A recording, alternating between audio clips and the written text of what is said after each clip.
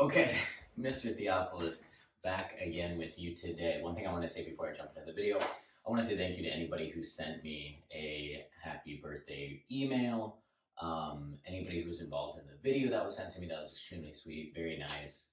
And just anybody who reached out to me in any way to say happy birthday. It was really nice, particularly because we couldn't actually see each other. And I was really thankful for that. It was very kind of all of you to take any time out of your day. So thank you very much. Okay, now I have received most people's essays. Some people have reached out to me about the timeline, things like that. As I've said, this is a really strange time. Communication is key. Just make sure you're communicating with me, okay? I anticipate everybody's essay to be turned in, but if you communicate with me, I am a reasonable man most of the time, particularly now. Okay, so the new thing I wanted to come with you today, folks, is the work that's going to take place for the remainder of the year, basically. So weekly assignments pushed out, basically beginning from the week of April 20th all the way to the final week, which is like June 4th or something like that.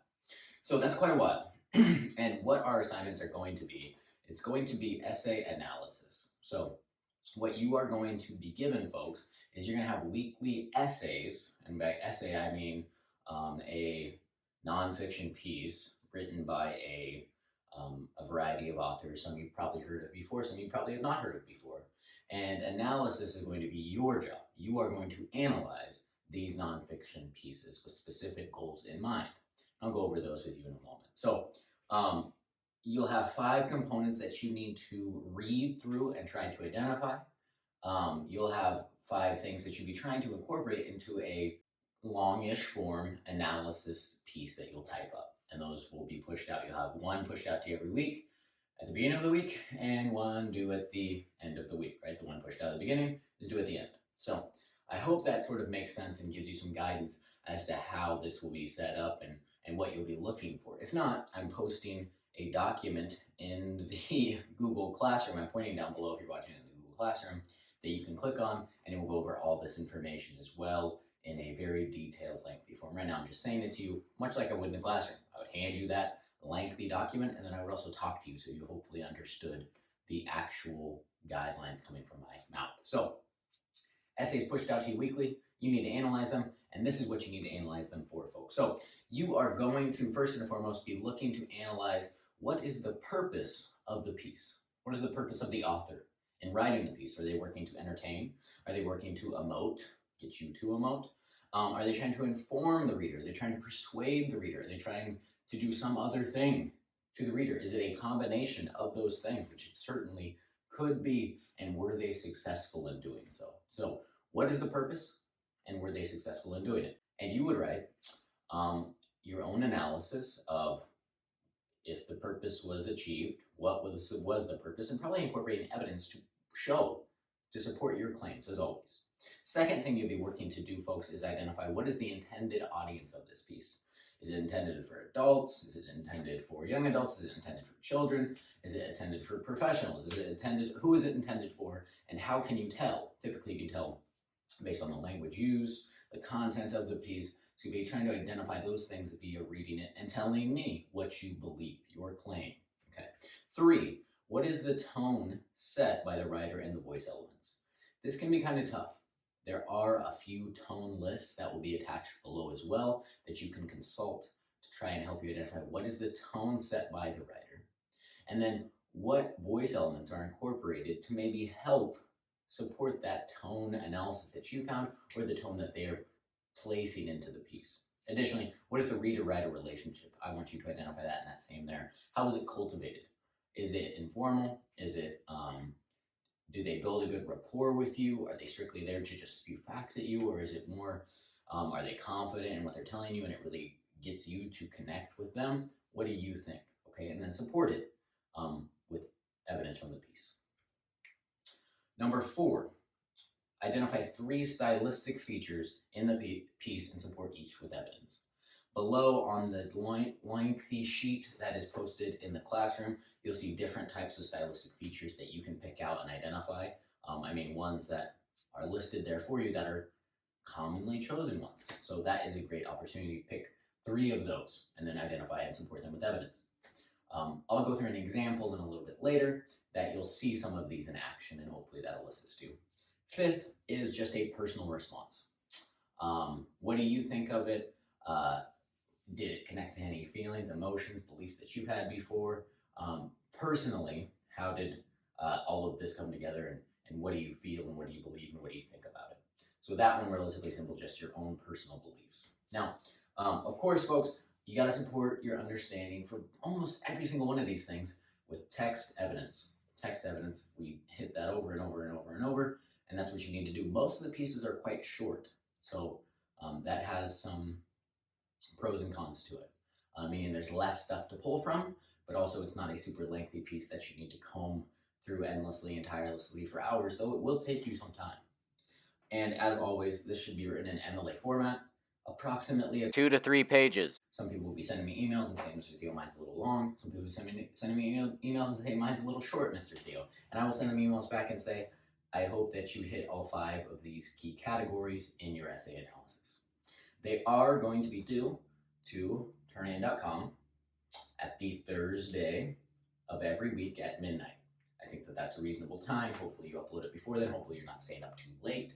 I just like to give that. It makes it very finite and easy for me to see which ones are turned in, even if I extend the time beyond that. I hope that makes sense. So that's when it's due. I hope you were able to follow along and understand that. And now I'm going to jump into an example. Just like if we were in classroom, we would do one together before I task you with doing one yourself. So here we go. Let's take a look at an example and see how this should all work and come together.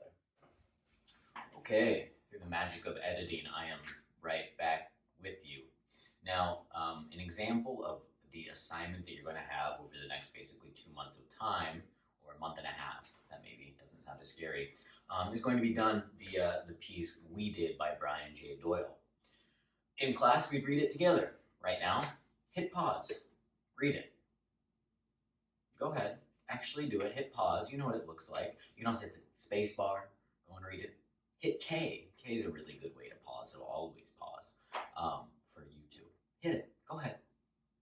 Okay, I assume you read it. Come on, don't be shy, read the piece, because in class, I'd read through the whole thing. I'm not gonna do that right now. Now, what we're going to do, having read the piece and knowing what it's about and what the author is saying to us, it's time for us to determine the purpose. Now, I'm going to run through the determination of these 5 things, actually the 5 things you're supposed to do as an example for you. The purpose of this piece, to me, that I would argue or try and claim in my piece using evidence, is that Doyle is trying to entertain and push emotional connections to his reader. He's trying to get us to emote, okay? And I think that that is kind of obvious through some of the things that he's writing to me, and hopefully I can support that to you.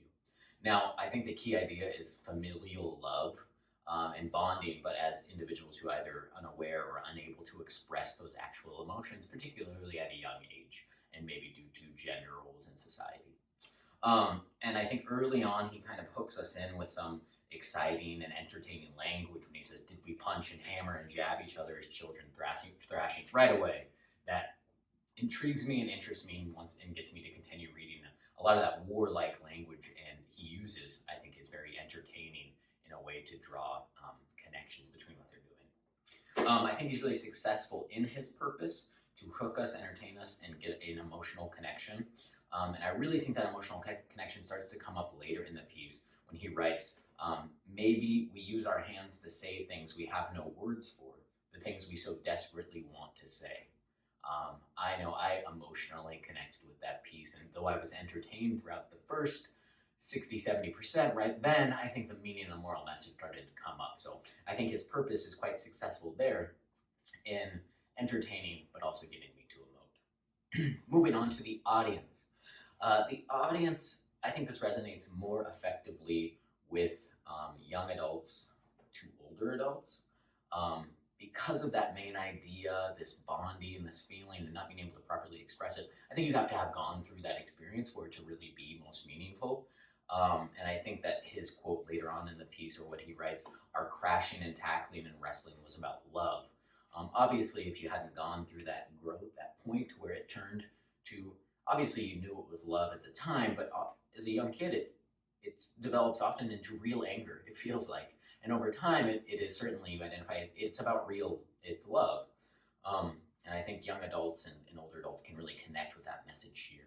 Some of the language as well does pushes it to possibly an older age that you'd have to look things up. Redolent asbestos, not that you don't know how to say it, asbestos, but maybe you don't know what it is. If you haven't looked it up, look it up, read all about it. It's super long and interesting. Ophthalmologist, of course, is something that you might have had to look up. I hope you did. I think readers of any age can connect and enjoy the piece, but I think being older and having gone through the experience ties you more closely to the reader. Moving on, tone, voice elements, relationship with the author. I think that the tone of this piece ranged from being humorous, exciting, sardonic, and dramatic. The early components are humorous and exciting. I think particularly when he writes where they wear the fake eyeglasses to the ophthalmologist and then make it, because they had like, their mom was worried that they would get injured, and then they made it look like an eye was rolling around. I thought that was quite humorous, and it really puts us there. I thought it began a little more sardonic when he says snowballs registered with the United Nations. Of course, that is like hyperbole of being ridiculous, and obviously it's kind of a grim joke because things registered with the United Nations. He's trying this allegory between like bombs and weapons and nuclear weapons, possibly. Later on, it gets much more dramatic when he writes about this change and this connection between him and his brothers. He says, "We witnessed and endured pain and loss in such doses that it all seems minor now." The stuff they did as a kid and the pain and loss they've had as adults makes all of that pain and hurt from fighting seem like nothing. And say something gentle when we were ungentle. They were striving to say something gentle when they were ungentle, and that's what they were doing. So I think that drama and maybe like the dramatic impact of it comes up later. I think that he does a really good job of writing in a confident style that asserts that this is a lived experience by everybody, right? He doesn't come out and it's not like, I know this sounds dumb, but he's not like questioning whether or not you experienced this. He's asserting that you did in a confident writing style. And I think that really resonates. Moving towards the end, the stylistic features, 3 stylistic features I picked out. They are lengthy, adjective cram sentences, right? The long portions that read like paragraphs, many of them are just a single, very lengthy sentence describing these things together. I'm not going to read one to you. You could pick out any of them and identify it's this crammed in, lengthy sentence describing this connection between him and his brothers. And that's a clear stylistic feature. The repetitive nature of the title grounds us. It almost gives us to catch our breath while we read, and really shows, I think as it goes on, it shows that growth between Doyle and his brothers. And then finally, he uses dramatic, warlike language to describe the endless fights. He says assault and battery, stony ammunition, and rock-like weaponry. Actually, he says ammunition and weaponry twice, and commit crimes upon the bodies. He uses this like really aggressive, violent language to show, of course, the violence between them, but it's much over the top. It is hyperbolic, sort of. Okay. The last thing you would do, folks, is a personal response. My example personal response, of course, is that this resonated with me on a personal level. I grew up with a sister. I have a stepbrother and a stepsister as well. And as children, my sister and I, who's 3 years older than me, we fought all the time. We fought over everything. There was one specific time where my sister like swung a teddy bear that was kind of hard, and it knocked the wind out of me, and my parents went home. And I never had the wind knocked out of me, and I thought I was dying. And I remember she started crying because she thought I was dying too. She was like 7 and I was like 4 or something. I mean, my parents were home; they were somewhere else. Don't worry. But I remember she like the care for me came out in that moment when she was like, "Oh my gosh, I really actually injured him." So this piece resonated with me a lot due to that. And it's interesting that over time the battle and disdain developed and kind of changed. And today we certainly love each other, but that love is different and not really shown with a lot of emotion in any way. And that's mostly because of me and my robotic nature. So that, folks, is if I had read through, I'd taken all those notes, jotted things down as I wrote, and then I would put it into a cohesive piece. Your piece could be labeled 1, 2, 3, 4, 5. Remember, it should be between about 2 to 3 pages. It could be incorporated without those numbers as a singular piece. That's totally fine as well. It's up to you, however you see it most fit. Of course, bringing in evidence to support each of your pieces. I didn't have evidence for every single one of these because I wanted it to fit. I wanted this video to not be way too long, and I wanted it to work out. Okay. That is an example, folks. Your assignment is going to be to do this with the Langston Hughes piece that follows we did in the writing packet. So I want you to attempt it. I will be available for our class sessions, virtual class sessions. I will set them up and post a link to them on Tuesday and Thursday, so you can jump in, ask questions, say, Mr. Theophilus, does this make sense? Does this work? And then your first one will be due to turnitin.com on April 23rd by midnight. Okay. I hope you're all doing well. I hope this made sense. All right, thinking of you all fondly, folks. Please take care of yourselves, and I will talk to you very soon, some of you in an actual video chat on Tuesday. All right, goodbye.